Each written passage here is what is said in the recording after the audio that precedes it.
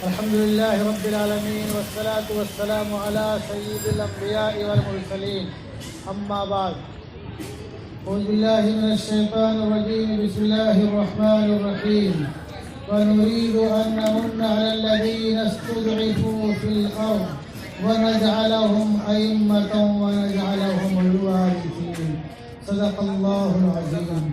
حضرات محترم، آج کا یہ پرمسرت دن ہم تمام لوگوں کے لیے بہت ہی شادمانی اور فرحت کا دن ہے. میں آپ تمام حضرات کو اور تمام بھارت واسیوں کو یوم آزادی کی پرخلوص مبارکباد پیش کرتا ہوں. اللہ تبارک و تعالی بھارت کے تمام واسیوں کو مل جل کر اور ہمیشہ خوش و خرم رہنے والا بنائے. حضرات محترم، یہ آزادی کی تفصیل تو بہت ہی لمبی چوڑی ہے. مختصر یہ ہے کہ یہ آزادی ہم کو ایسے ہی نہیں ملی ہے، اس کے لیے بہت ڈھیر ساری قربانیاں دینی پڑی ہیں. اپنے بزرگوں نے، اپنے اسلاف نے، اپنے پرکھوں نے بہت ڈھیر ساری قربانی دی. جیل کی کال کوٹھریوں میں بہت سے لوگ مر کھپ گئے اور ہزار لوگوں نے، خاص طور سے علماء اور مشائخ نے پھانسی کے پھندے کو بہت ہی خوشی کے ساتھ چوما. 1754 سے لے کر کے 1857 تک تقریباً 104 اور 3 سال کی جو تاریخ ہے وہ ہماری نگاہوں سے اوجھل ہے. 1857 کے بعد کی کچھ تاریخ ہم جانتے ہیں. 1754 سے 1857 کے بیچ میں بہت ڈھیر سارے واقعات ہوئے، اور ان ڈھیر سارے واقعات میں ایک بہت اہم واقعہ یہ تھا کہ آخری چٹان فتح علی ٹیپو سلطان نے 4 مئی 1799 کو جام شہادت نوش کیا. ٹیپو سلطان کوئی معمولی آدمی نہ تھے، شب زندگان تھے اور تکبیر اولیٰ کے ساتھ نماز ادا کرنے والے تھے، صاحب ترتیب تھے، اپنے وقت کے ولی کامل تھے.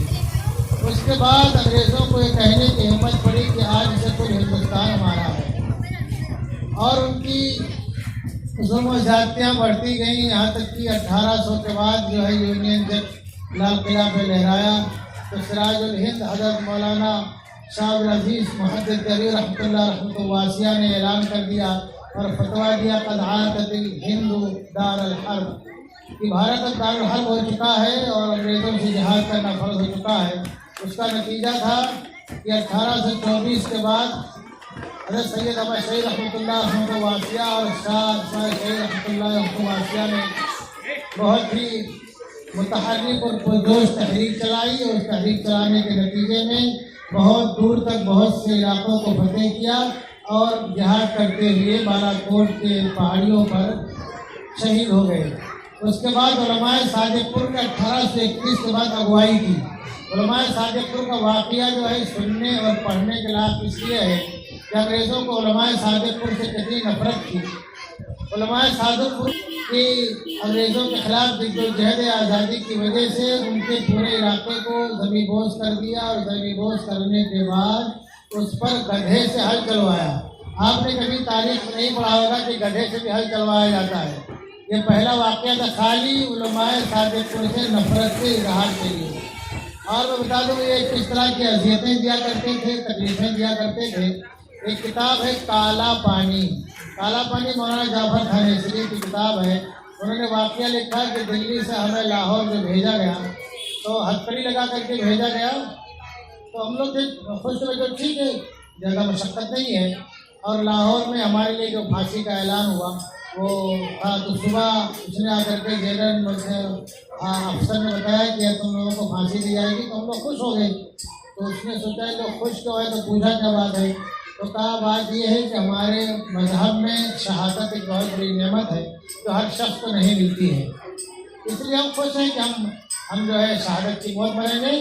اس نے جا کر کے اپنے بڑے آفیسر کو بتایا. اس نے کہا اچھا، ان مولویوں کو ہم ایسی موت نہیں دیں گے جس میں انہیں خوشی ہو. اور فیصلہ بدل دیا. پھر ان کو وہاں سے ملتان بھیجا، اور وہاں سے ملتان جو بھیجا ہے وہاں سے وہ ٹرین میں چھوٹی چھوٹی کیبن بنایا، اور اس کیبن کے چاروں طرف دیوار میں جو ہے چیریں لگا کے بڑی بڑی، اور اس میں ان کو بیٹھنا تھا. اسی میں ان کا پیشاب پخانہ بھی ہونا ہے، سب کچھ. اور ٹرین جب چلتی ہے تو ہلتی ہے، تو اس کے ہلنے سے جو ہے بدن میں ادھر سے کیل لگتی، کبھی ادھر سے کیل لگتی. لاہور سے ملتان تقریباً 100 یا اس سے زائد کلومیٹر ہے.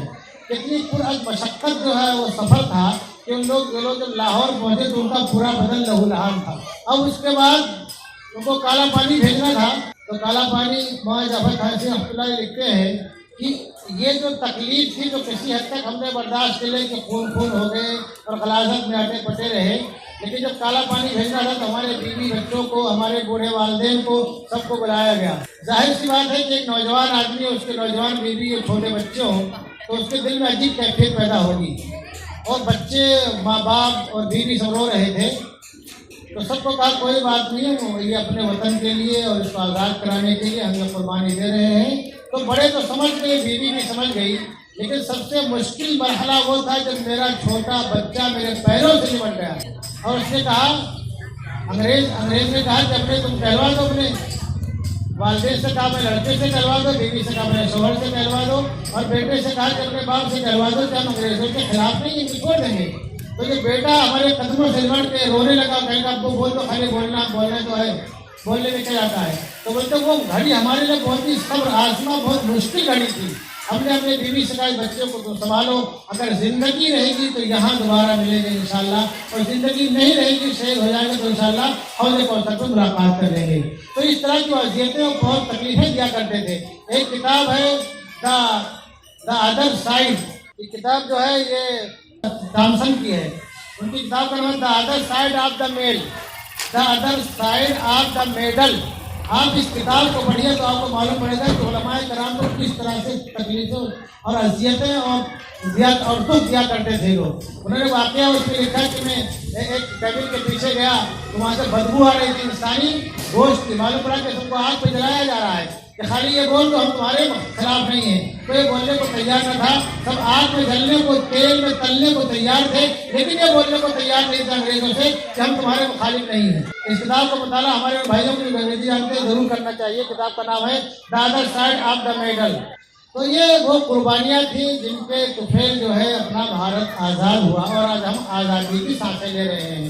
یہ اور بات ہے، ہمارے کچھ لوگ جو ہے بعض دفعہ یہ باتیں اٹھاتے رہتے ہیں، نفرت کی آندھی اور اس کا سونامی اور طوفان چلانے کی کوشش کرتے ہیں، اور بعض دفعہ ہم سے عہد وفا مانگا جاتا ہے. ایسے لوگوں کو معلوم ہونا چاہیے کہ شہید اشفاق اللہ خان کی محض 27 سال کی عمر تھی. ان کو شاہجہاں پور کے رہنے والے تھے. ان کو فیض آباد کی جیل میں جب پھانسی دیا جانے لگا، اس سے پہلے ان کی آرزو پوچھی گئی تو انہوں نے کہا کہ آرزو تو کچھ نہیں ہے، آرزو تو کچھ نہیں ہے، آرزو ہے تو فقط یہ ہے کہ کوئی رکھ دے ذرا خاک کے وطن میرے کفن میں. یہ ہے مسلمانوں کی قربانی کہ مرتے مرتے اپنے کفن میں وطن کی مٹی رکھوانا چاہتا ہے، لے کے جانا چاہتا ہے. اور شاعر کہتا ہے دل سے نہ نکلے گی مر کر بھی وطن کی الفت، دل سے نہ نکلے گی مر کر بھی وطن کی الفت. میری مٹی سے جو خوشبوئے وفا آئے گی. تو حضرات محترم، یہ ہمارے بزرگوں کی اور اسلاف کی قربانیاں ہیں جن کی طفیل یہ بھارت آزاد ہوا. ہم 1857 سے پہلے کچھ نہیں جانتے ہیں، 1857 کے بعد تک کچھ جانتے ہیں. تو کچھ جاننے کی وجہ یہ ہے کہ 1857 میں جو جنگ ہوئی بہادر شاہ ظفر کی سرپرستی میں، اس میں 29,000 لوگ شہید ہوئے. 29,000 لوگوں میں 24,000 مسلمان تھے اور 5,000 برادران وطن تھے. تو 1857 سے تاریخ کے لوگوں کو بتائی جاتی ہے، اور محض اسی لیے بتائی جاتی ہے کہ وہاں سے ہمارے برادران وطن نے شانہ بشانہ ہمارے ساتھ چلنے کی، انگریزوں سے مقابلہ کرنے کی ہمت اور کوشش کی. لیکن ہمارے پرکے ہمیشہ اپنے برادران وطن کو ملا کر کے رکھنے کی، ان کو ساتھ میں لے کے چلنے کی کوشش کرتے ہیں. چنانچہ سید احمد شہید نے، جن کی شہادت 1831 میں ہے، انہوں نے مراٹھا کے سربراہ راجہ ہندو راؤ کو خط لکھا تھا فوجی اتحاد بنانے کے لیے. تو اتحاد کی کوشش کرنا، آپس میں میل جول سے رہنا اور کندھے سے کندھے ملا کر کے چلنا، ہاتھ سے ہاتھ باندھ کر کے چلنا، ایک دوسرے کے دکھ درد میں شریک ہونا ہمارے پرکھوں کی شروع سے کوشش تھی اور اب بھی کوشش ہے. اور انشاءاللہ بھارت کے قائم رہنے تک، انشاءاللہ بھارت کے قائم رہنے تک تا صبح قیامت اپنی یہ کوشش رہے گی. شاعر بولتا ہے ہمارا کام تو یہ ہے کہ چراغ جلاتے چلو، ہمارا کام تو یہ ہے کہ چراغ جلاتے چلو، یہ ستم کی سیاہ رات جب تک چلے وما علینا الا البلاغ.